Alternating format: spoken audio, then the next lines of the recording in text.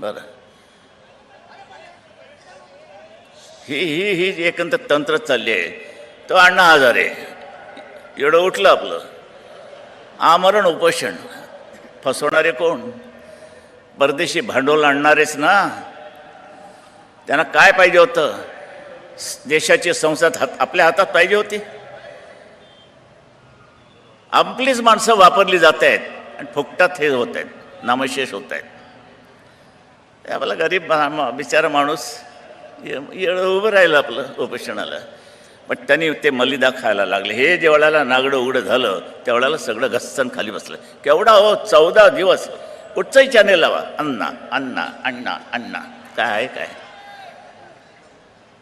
भयानक गोष्ट म्हणजे गणेशोत्सव होता.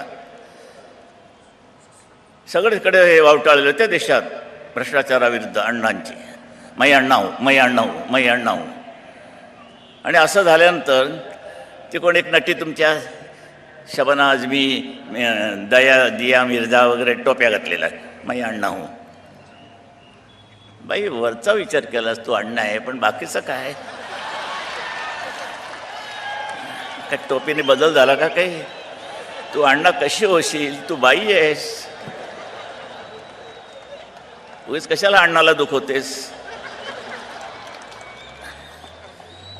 गणपतीचे एक विचित्र दाखवतो. चेन्नईमध्ये गणेशोत्सवामध्ये गणपतीच्या डोक्यावरती मै अण्णा हो बोला. मग मी एक व्यंगचित्राची आता सध्या काय आहे सुरुवात, म्हणजे व्यंगचित्र काढतो मधून अशी एवढं घरी घरी बसल्या. हात थरथरतो. ज्या हाताने केवढ्या भल्या लोकांना हात थरथरायला लावलं आहे, तो वैमानेपणे आता जर हात थरतो ते कधी हातात वळ येतात. मग हे ॲक्युप्रेशर वापरावं लागतं. बरं, दाबादाबी अगदी सोडून चालत नाही, काहीतरी हातात असावं. तर त्या उंदराच्या डोक्यात मी टोपी घातली. उंदराच्या डोक्यात टोपी घातली, मै अण्णा हो. आणि उंदीर म्हणतोय सगळ्यांनी डोक्यावर टोप्या घातल्या, मला काय डोकं नाही काय? हा असा हलकटपणा मी मधून करत असतो. नळाला आज पाईपलाईन ज्या टाकल्या आहेत मुंबईमध्ये, अर्थात ते ठाण्याला पुरवठा होणारच. ह्या पाईपलाईनमधून जे पाणी पुरवठा होईल, आपले तलाव मर्यादित आहेत. ब्रिटिशांनी मेहरबानी केली म्हणून हे तानसा बिनसा वगैरे आपल्याला तलाव मिळाले नाही, तर तेही मिळाले नसते. या नालायकांनी काही बांधलं नसतं. बरं, ह्या तलावातनं उद्या पाणी पुरवठा जरी झाला, मुंबईला काय, ठाण्याला काय, इतर काय, बाहेर आलेल्या लोंढ्यांचं काय? तेही पाणी पिणार, म्हणजे आमचंच पाणी ते पिणार. मग हे पाणी पित असताना दोष परत आमचाच. आज पाऊस पडला, खड्डेच पडले, सारखे खड्डे खड्डे खड्डे. अरे खड्डे म्हणजे काय? सगळ्या हिंदुस्थानात खड्डे पडले. काँग्रेसचं राजवट असल्यानंतर खड्डेच पडणार. की काँग्रेस तुम्हाला खड्ड्यात घालायला निघाली असेल आणि आहे, तर अशा वेळेला खड्ड्यांची गरज नाही वाटणार. आम्ही पुरवठा करतोय तुम्हाला असं म्हणा वाटल्यास. बेशरमपणाने खड्ड्याचे तोच खड्डा पुन्हा दाखवला तरी नव्यासारखाच वाटणार. तुम्ही काय दिवे केलेत?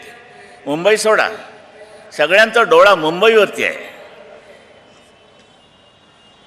हे ते तुमचे कृपाशंकर, ते दुसरे आणखी नाही, त्यांनी सगळे बिहारी ओतलेत.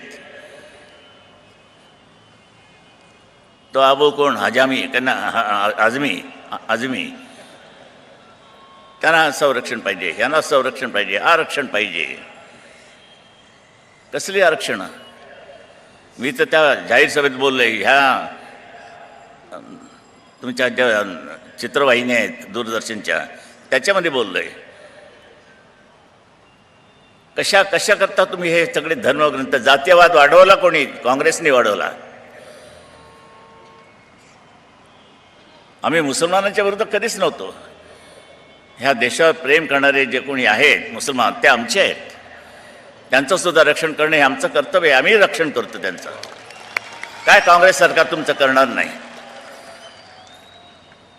बाबरी मशिदीच्या वेळेला ज्या मुसलमानांशी आम्ही लढलो, जे मुसलमान आमच्या अंगावर आले, त्यांच्याशी आम्ही लढलो. काही ठिकाणी तर माझ्या महिलांनी, शिवसेनेच्या महिलांनी पूर्णपणे जिथे मुसलमान हे होती वस्ती होती त्या वस्तीला संरक्षण शिवसेनेच्या महिलांनी दिलं. फोटो आलेत वर्तमानपत्रात. आणखीन काय हवंय तुम्हाला?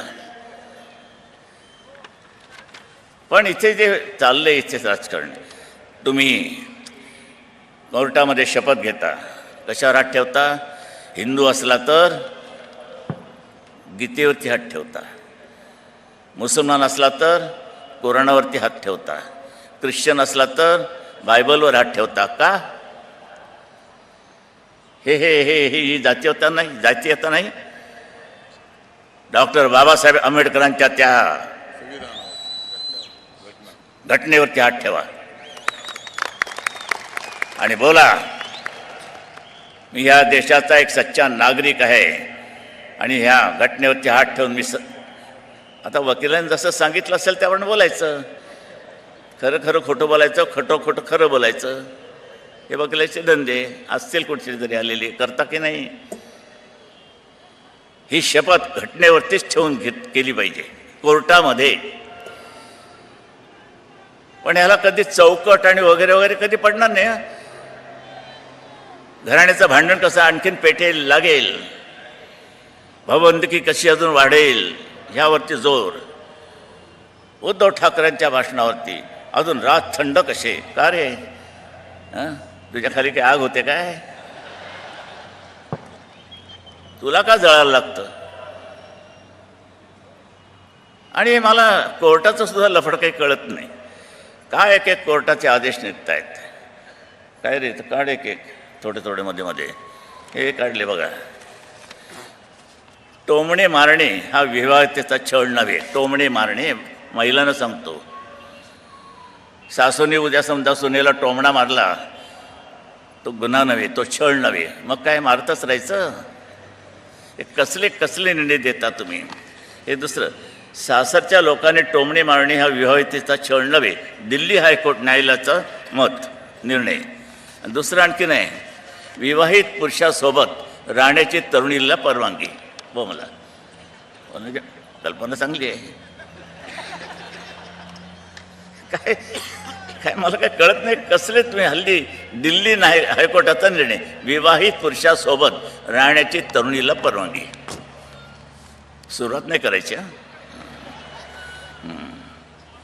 मला खरोखर म्हणजे कोणते निर्णय द्यावे, कोणते देऊ नयेत. अरे ठीक आहे, मैदान जरी आपण घेतला, आम्हाला शिवाजी पार्क मिळतं परंपरेनुसार. पण ते मैदान मिळून आम्हाला उपयोग तरी काय हो?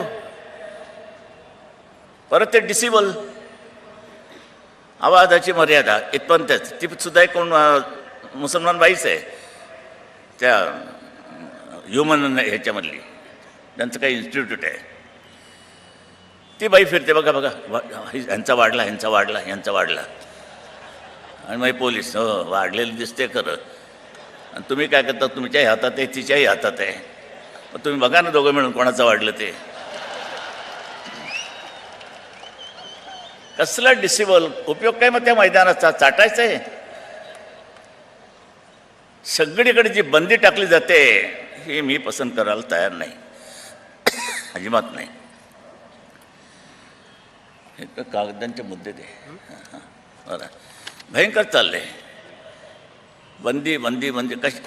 आपलं लग्न समारंभामध्ये मिरवणूक निघाली तरी बँड बंद. बँड वाजवायचा नाही. मग काय वाजवायचं? वाजवण्याची तर तयारी चालली आहे. तुम्ही काय बँड बंद करताय आमचा? सगळीकडे बंदी बंदी म्हणजे काय, मला काही कळतच नाही. आणखीन एक येडधवा प्रकार, त्या मायावतीचा जो हत्ती आहे त्याच्यावरती पांघरून. हत्ती झाकून काय निवडणुका जिंकता येतात? हे कोणाची कल्पना आहे काही कळत नाही. बरं, मग काँग्रेसवाल्यांचा हात आहे तो कशात घालणार? खिशात. कसल्या बंद्या? हत्तीवरती काय लोकांना माहीत नाही, लोकच बोलणार ह्याच्या आतनं हत्ती आहे, हत्ती मायावतीचा हत्ती आहे. म्हणजे प्रचार आपोआपच होतोय. उलट त्याला तुम्ही आणखीन चालना दिली. आता नरेंद्र मोदी आमच्या या पुतण्याला जोर, त्याला प्रेम आले, हरकत नाही.